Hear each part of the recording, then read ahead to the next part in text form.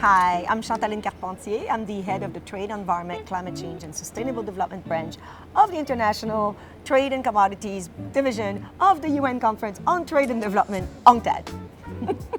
My name is Regina Cornish and I am from ProNatura Mexico, an NGO on conservation, biodiversity and climate change, but I am also here as youth and as a woman representing the UNCTAD Youth Hub for Mexico. And we are here to do a heart-to-heart. So, what was your climate spark? What got you into this movement? Well, I started doing trade and environment. The mandate of the NAFTA Commission for Environmental Cooperation was about documenting the environmental impact of trade liberalization. And then we started looking into it and realizing that, look, it's not just the environmental impact, it's also the social impact. And unless you stack the two, you're not going to go somewhere else. And you're not going to have the political economy. You're not going to have the support of the population to put the policies in place.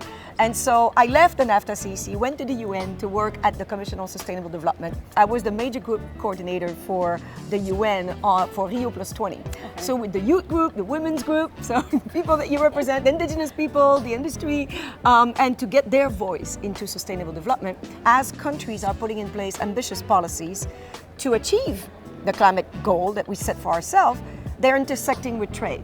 And they're not always intersecting with trade in positive ways. And so we are here at COP28 to show that we need to change the narrative. So we need to align the trade policies and trade multilateral system with climate and the SDGs. No, definitely. And I've seen it, at least in trade, that it is one of the most important ways to keep the world moving and globalization and what we've met. But the most important thing is always to reduce emissions in every scope, in every part of the value chain. So thank you so much for that. I think it's exactly what we need.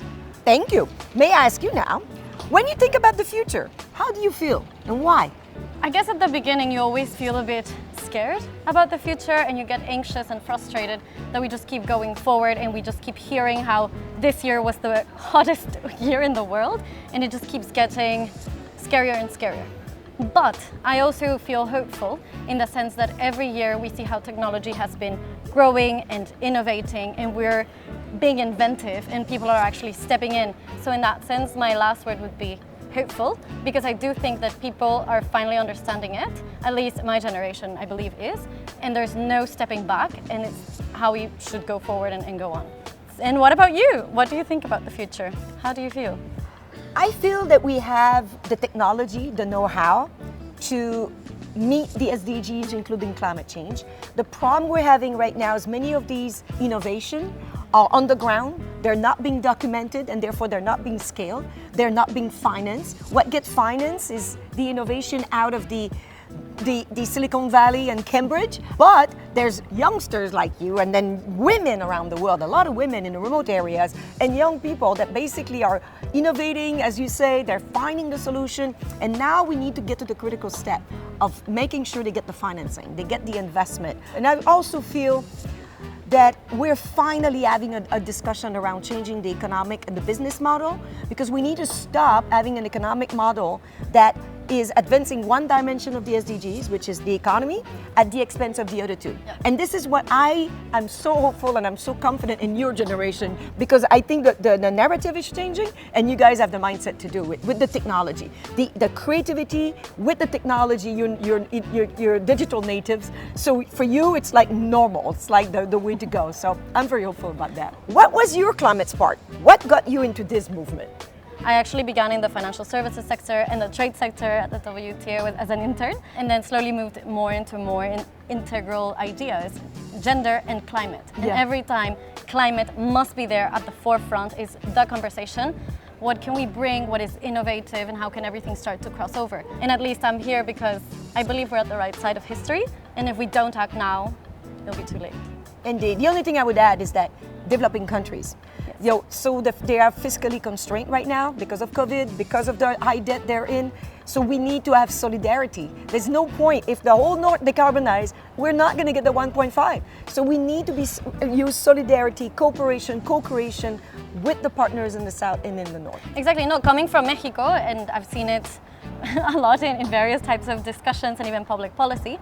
Sometimes as a global South, we've seen how the priorities poverty or hunger, which obviously makes sense. But at the same time, we have to keep reminding how can we be sustainable in the long run with this new financial maybe idea or globalization, and start putting every piece of the puzzle together.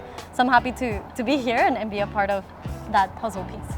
Great. And I guess, what is your piece of advice for me as a woman from a developing country in this new world? I think you're at the right place. You have the right mindset. My advice to you is it's not easy. There's a lot of naysayers out there. There's a lot of negative energy. Stay with the positive energy. Stay with the people that believe and can co-create with you, because negative energy is powerful. But there's so many great people like you, like us, like people that are here that know we can do it, that have the skill to do it, and that together they know we can do it. So just keep going. What is your advice to me? I would say keep including us, keep us at the table, not like, oh, and youth, but actually sit us down at the table, make us part of the conversation, make sure that we're all over the place, even in the design, the implementation, as much as we can. I was actually hearing in one of the youth panels conversations earlier today that this COP is the one with the most youth present, the most inclusive, which is great to hear, and as well a lot of gendered focus, which I think is crucial in all of this part of biodiversity and inclusion by itself. So I'm very excited about that. We will keep you included. We're celebrating the 60th anniversary of UNCTAD next year. We're going to have UNCTAD 16, and you definitely will be part of it. Thank you. Thank you. Heart to heart. Heart to heart.